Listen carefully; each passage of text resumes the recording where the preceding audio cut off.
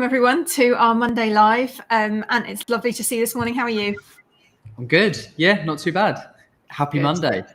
Yeah, and the end of January.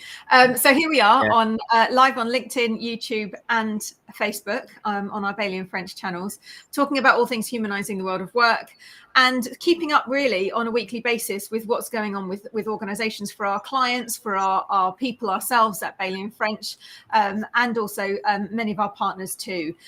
Really understanding what is happening right now and what can we do to ensure that we are humanising the world of work, and staying on top of things really as things move so quickly, more so now than ever before. So what's been going on for you this week then, and what are you hearing from the people you're talking to? Yeah, it's been quite interesting. And I was listening to a few podcasts. I went for a nice long run at the weekend, which was a nice time to reflect on what are people saying, what are people hearing, what's going on in the world. And of course, there's still a lot of conversations around what's happening with the economy this year, what's happening with supply chain management, all of those things. But leading change continues to be a really hot topic. How do we continue to have meaningful conversations that balance well-being and performance really nicely? But a big topic, and one that I think we want to delve into a little bit today, is innovation. How do we spark innovation? How do we continue to overcome challenges together really positively as we face a new year and face the uncertainty that we face? How and why do we kind of stall when it comes to innovation? And I think you were talking about a really great book. So I think innovation still becomes very, very relevant, and something that a lot of people are talking about right now. Yeah, and we've talked about this big divide several times in terms of those organisations that are kind of coming out of pandemic, kind of just settling to a situation where actually there's a big divide between those that are doing really well and those that are kind of holding back. And wondering what it is and what's getting in the way. Obviously, multiple different things getting in the way. We know there's a huge level of skills mismatch going on. We've talked about that. We've talked about the level of kind of resourcing, getting new people, new teams up to speed, onboarding, inducting new people, everyone kind of shifting roles, shifting focus. And yes, so I'm going to try and hold up this book very carefully. The Human Element. I'm really loving this book at the moment, The Human Element. It's by Lauren Norgren and David Schonthal. And I don't get a lot of time to read, as I'm sure many people don't, but particularly with kids back at school now, I've had a moment to glance and skim. And I'm looking through it. And what's really struck me about this piece, obviously the title attracted me because it's around the human element. The human experience is what we're talking about a lot in organisations at the moment. People are recognising that, demanding it as consumers, and therefore we need to be living and breathing this throughout all our organisations. And actually, it's universal. It's a philosophy that really is. It matters hugely for marketing strategies, people strategies, lots of things that are going on at the moment in organisations. And what I like about this book is that it focuses in on the problems that get in the way of innovation. And it really struck me that actually at the moment, if you look at the organisations that are doing really well, they are innovating.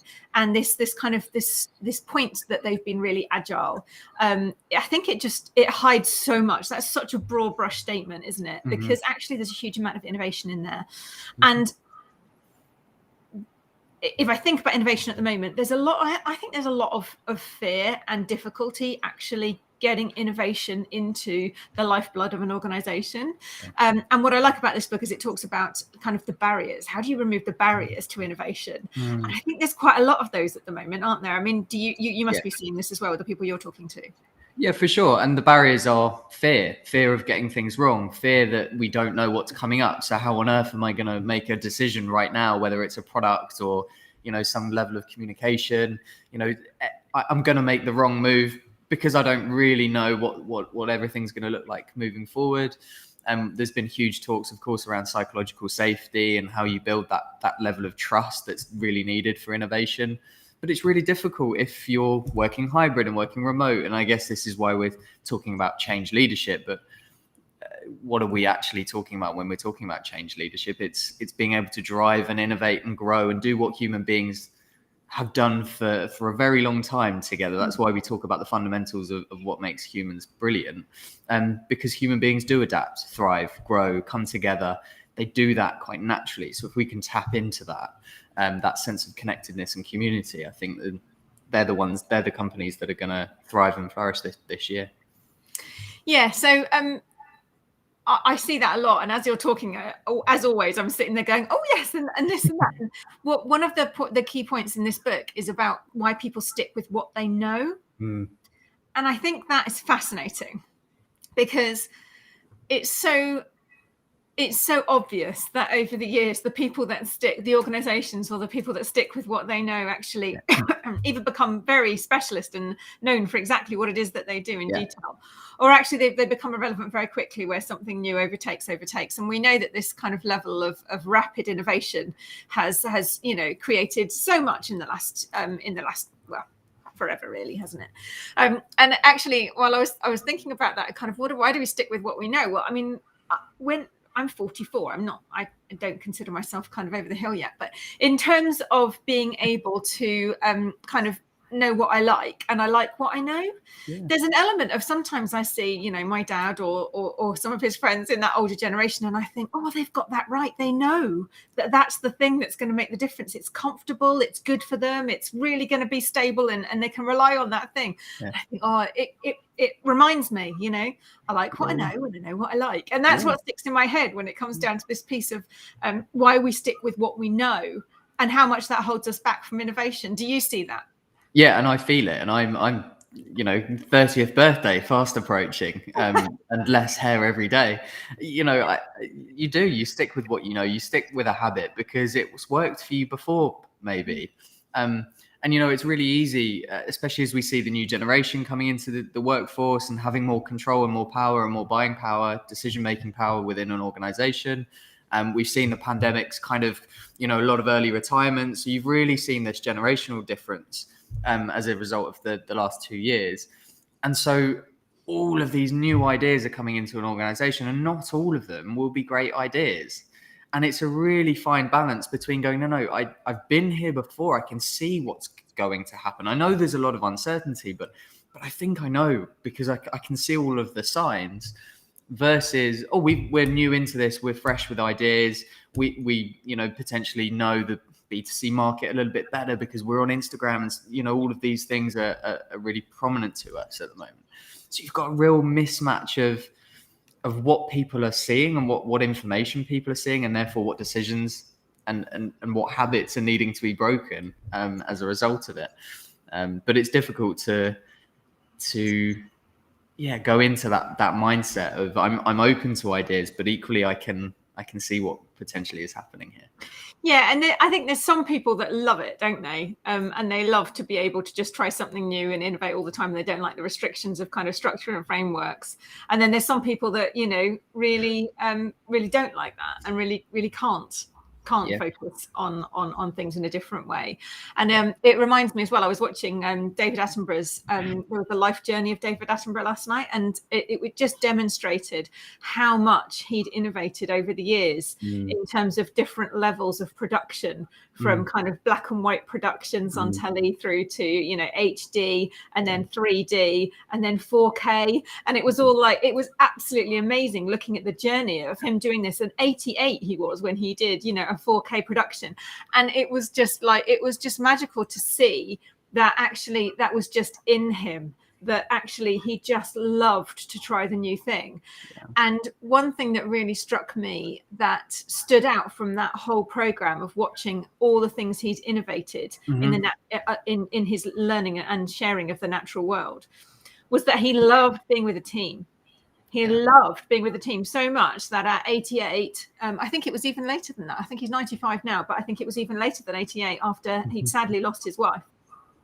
He couldn't wait to kind of go back and be part of a production team. And he was talking about, you don't like everything about everybody, but the sense of team, the sense and the camaraderie of being and doing something new together was what spurred him on. And I thought that was magic, right? Because that we talk about it so much, and we talk about leadership and management and leaders being so critical in terms of inspiring people to try new things, etc. But we're entering this phase where people are reconnecting more than they have done before after the last couple of years.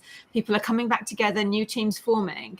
And actually, there's this sense of it's not just about the leader anymore, like helping you independently, deal with your workload from a distance. Actually, it's about that reconnection of the team. And I think team is core.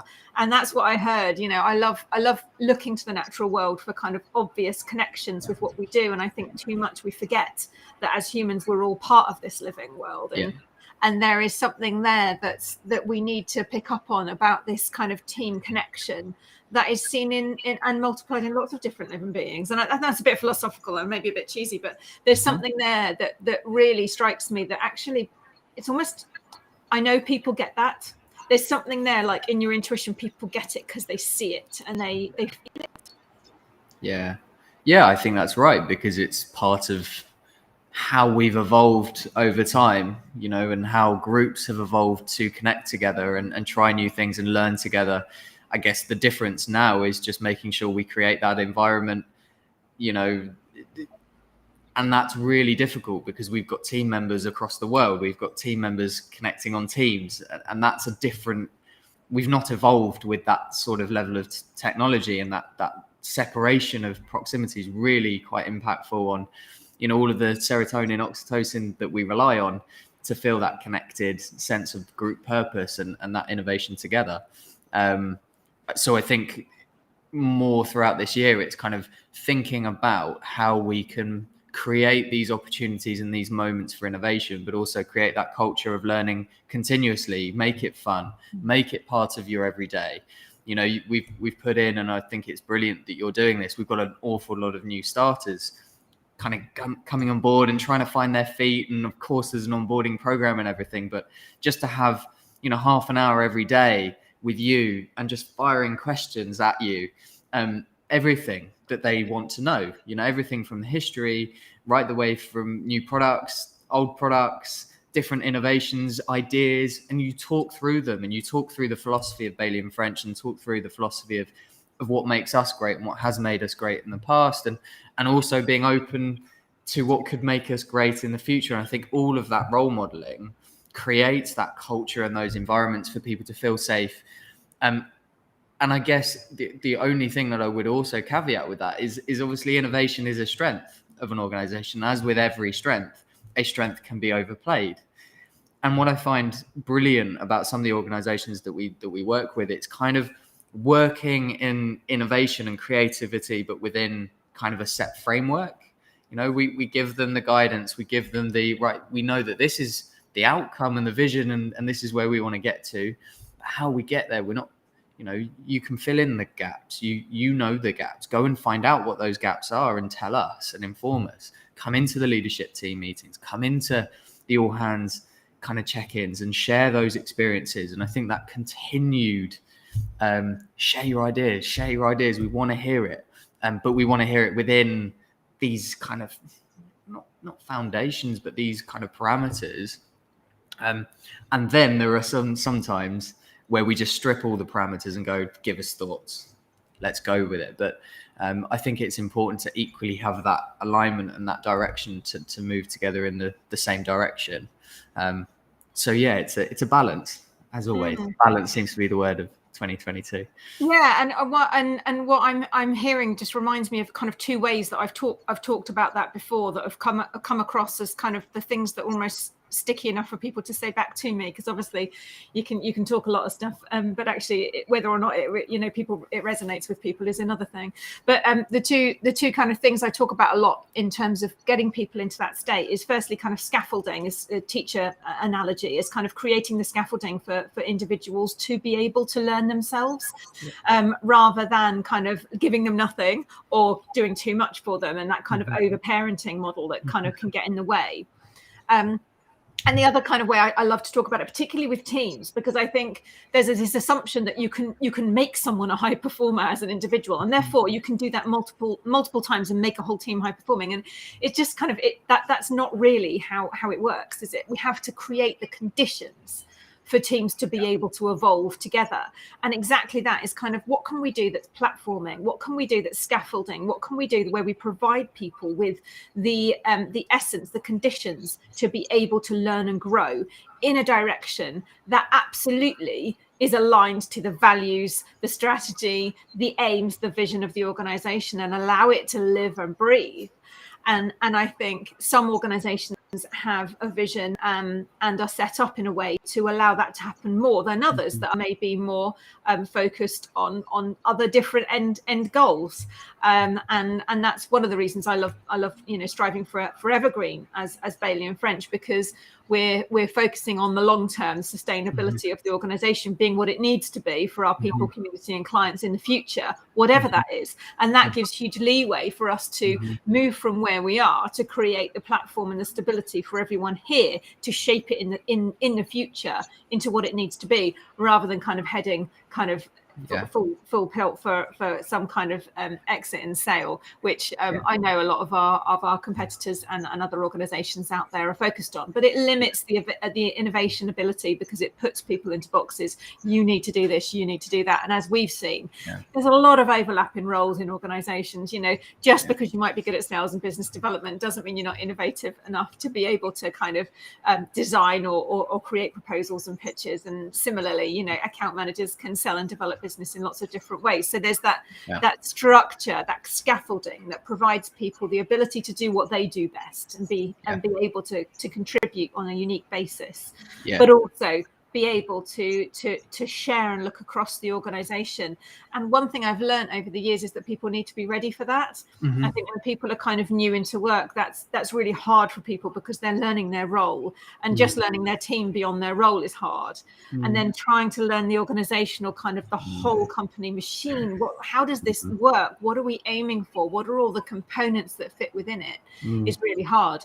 So that's why I'm running those sessions around joining the dot sessions, really, to get people thinking and just asking questions and saying, okay, what are you working on today? Is it a client piece of work? Is it a proposal? Is it a new product? Do you want to understand the background to this product, how it connects? Where did it come from? Who was involved?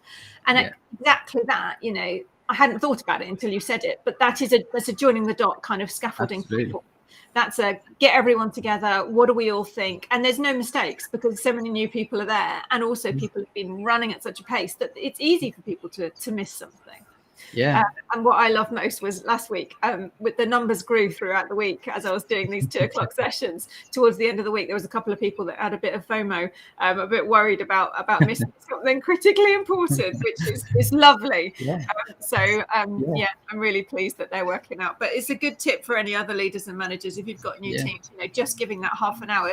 Come with your answers, come with your questions. Let's talk about something, and talk about it in detail, and give people the time to get their own language around it too, because you use a different part of your brain, don't you, when you're speaking than when you're just thinking.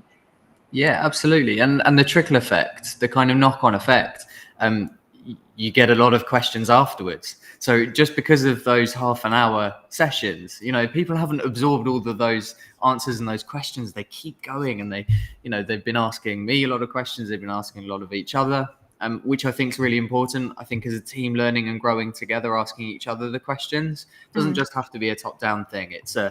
And I love that analogy, or it provides me a very clear image in my head of this idea living and breathing, that and we're giving life to it by asking good questions and creating an environment for innovation.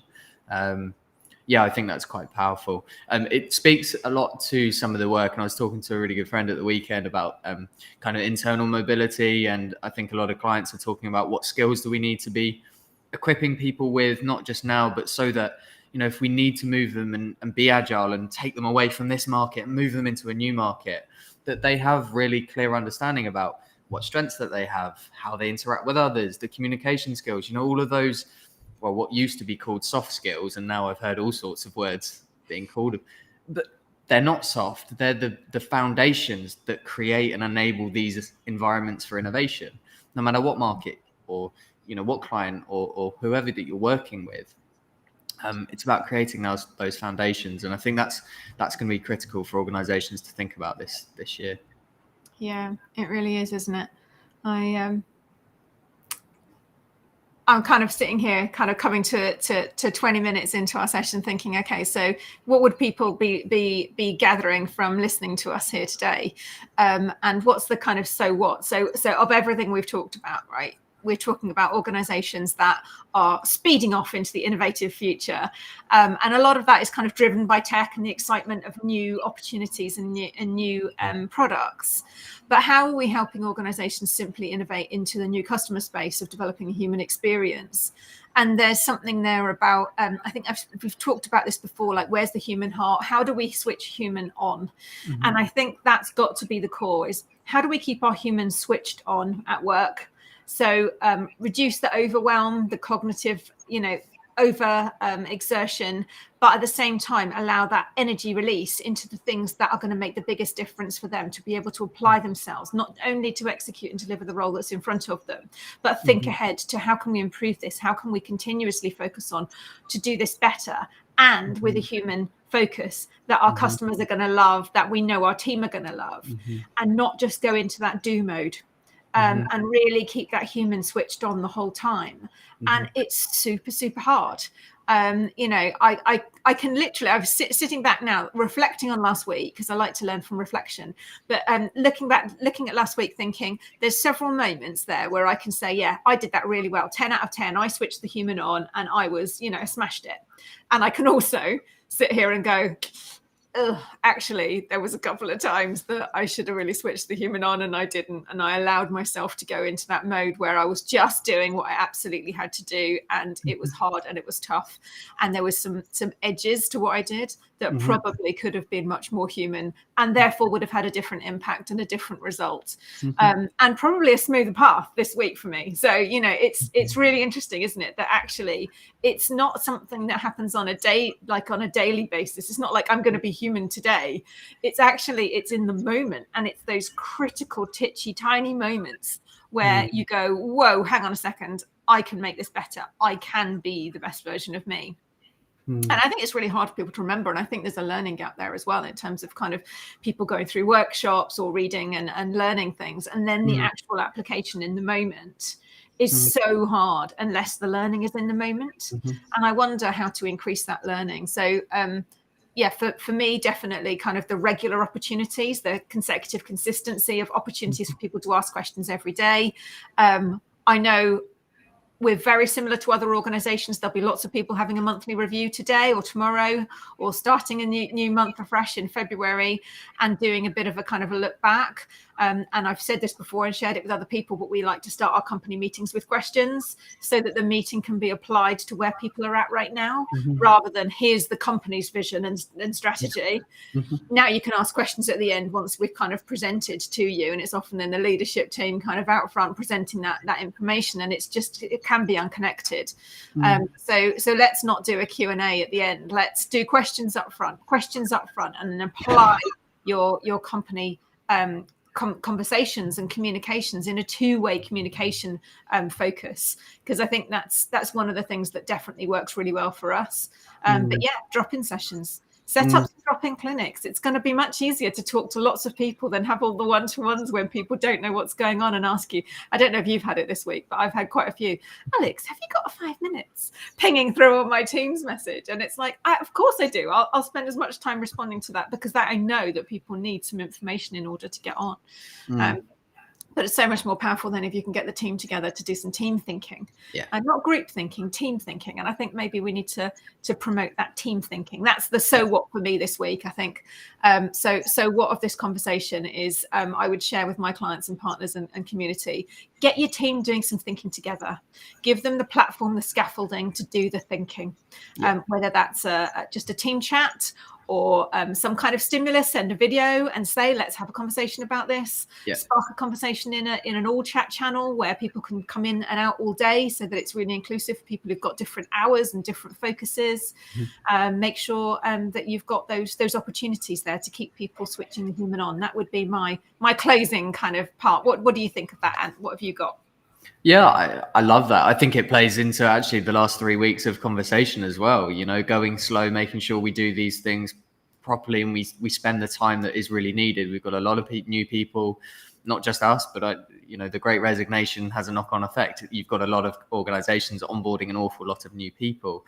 I think going slow to go fast and to innovate quicker and to outperform. We know kind of the stats are people that are putting this more human experience at the heart of their organizations are twice as likely to outperform their competitors who aren't doing this over a 3-year period. There's a reason why that's going to happen, and you might not see it in February or March, but you will see it throughout the year, and you'll start to feel it. I think half of what you've just said there is a feeling.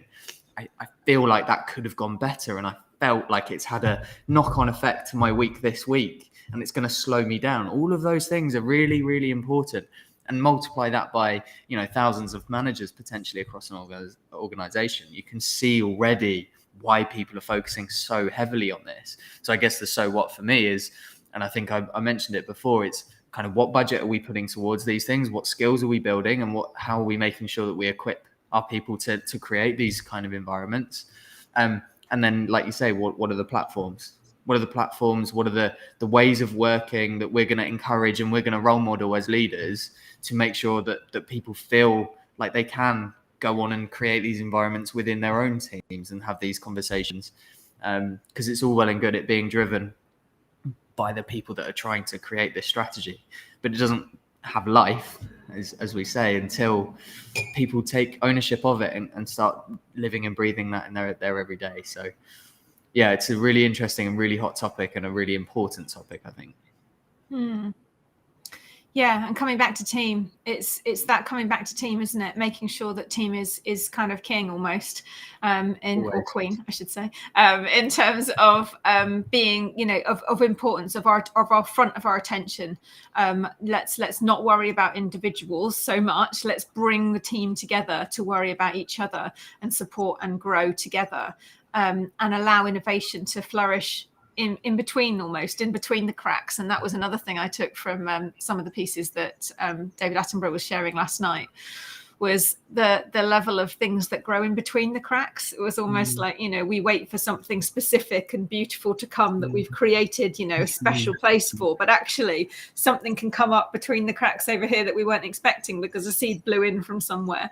And actually it's about nurturing and allowing those new things that we hadn't quite expected to come in and flourish alongside what we're focusing on, and maybe benefit from, you know, the shade and the focus that those existing opportunities align to, so that we've got innovation growing alongside our focus rather than it being a distraction.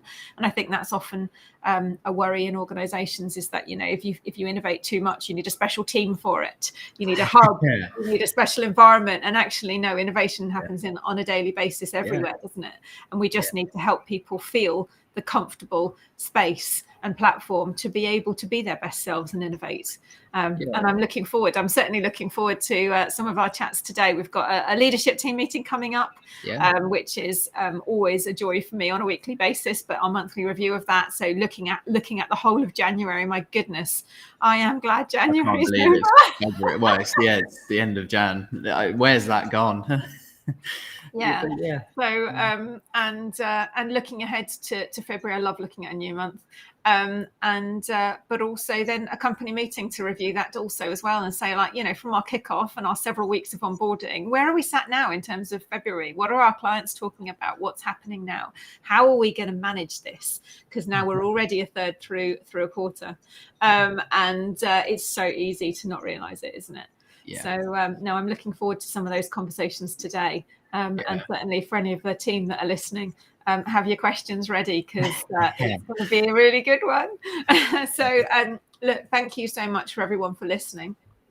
I really enjoyed talking to you, Ant, as always. It's nice to catch up with you on a Monday morning rather than a Friday. Yeah, it's a good start to the week, isn't it? I'm liking the switch up, and I'm kind of buzzing already for the beginning of the week, which is really fantastic. So we'd love to hear from any of our listeners and our watchers from LinkedIn or Facebook or YouTube. What is it that you take away from today? What's the piece, the so what message that's meant something to you, and what will you go and do differently in terms of turning and switching that human on today? So I look forward to talking to you again next week, Ant, and hopefully we will have lots of viewers joining us as well as people watching the recording, which I know is becoming popular too. So thank you everyone for joining and listening, and we look forward to speaking with you again. Thanks, Alex. Thanks, everyone.